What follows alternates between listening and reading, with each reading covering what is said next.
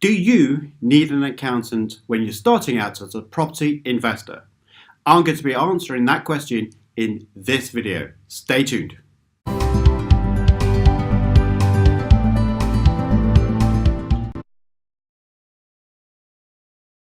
So let's ask the question, why do people need an accountant or tax advisor? And typically, let's talk about from an emotional level. First of all, I would say that a tax accountant, tax advisor would give you, as a property investor, some confidence about what you're doing in the future.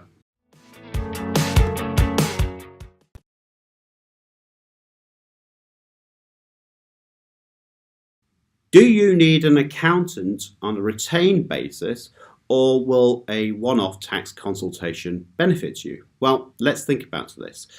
The type of people that book our time are those people that have a tax problem. Now, when you're starting out as a property investor, you do not necessarily have a tax problem to begin with. Therefore, a one-off tax consultation may be suitable enough for you to gain that confidence, the comfort and reassurance I talked about earlier.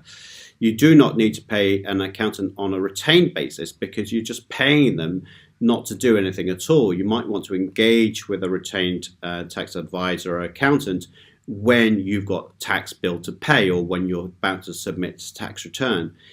But let's be fair about this. If you are thinking from a tax planning angle, what do I need to do? A one-off tax consultation to give you the roadmap of what you need to do would be far better, in my opinion, and hopefully will save you lots of tax at the same time.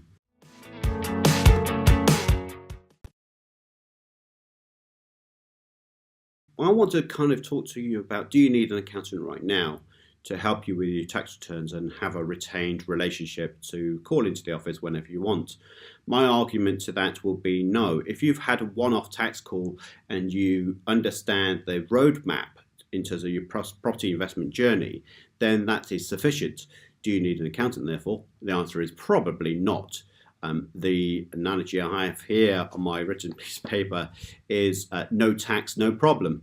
If you are a basic rate taxpayer or have no tax at all, then my view is that you could just do the accounts yourself or use a cheap accountant that's local who doesn't necessarily need the type of tax support that you need for your journey. You could have that in your one-off tax consultation, but you could save some money in terms of your tax returns.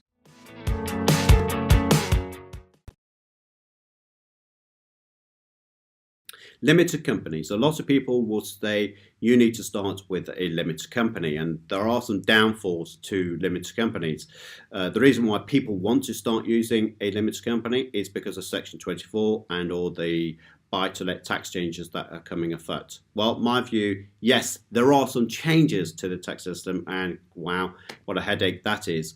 But don't jump to using a limited company straight away.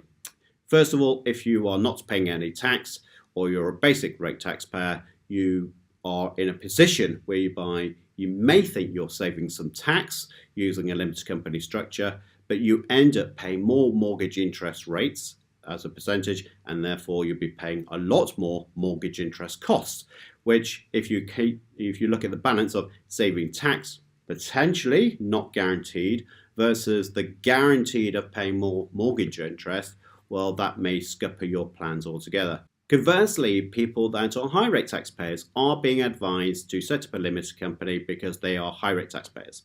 And that could be quite a short-term vision, because if you're a high rate taxpayer now, you may be wishing to invest in property to replace your current income.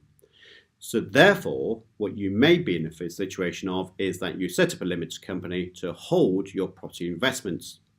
You know from previous comments I've just made is that you could, by mistake, set up this limited company structure in the vain hope of saving tax, but you know full well that you'll be paying more mortgage interest. However, if you then give up your JOB and you want to be a property investor, you have now got a property portfolio that is stuck in a limited company that is paying more mortgage interest costs that you could have had in a buy-to-let mortgage in your own name. So that's not a good idea either. So what is the solutions? My view is if you are setting up your property empire and you're going to stay as a full-time employee or a business owner, which gives you high rates of employment income, that means you're a high rate taxpayer, and you're going to stay that way for maybe 5, 6, even more years, then maybe a limited company is right for you. However, if you are a high rate taxpayer because you're an employee, but wish to give up that job in 2, 3 years' time to concentrate on your property portfolio, then I would suggest that you still buy those properties in your own name. And yes, in the short term, you may have a tax issue, but at least you become tax efficient whilst paying a low rate of mortgage interest once you give up your JOB.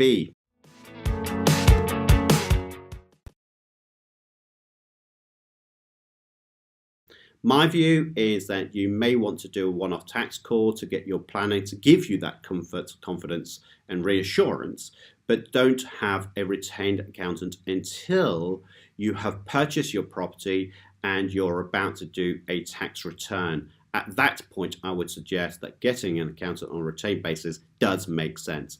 In the meantime, please ensure that you join me, Simon Misiewicz, the co-owner of Optimise Accountants, on Monday evenings, in which I will be more than happy to answer your property investment questions, your property tax questions, so that it gives you that comfort, confidence without you having to spend a single penny.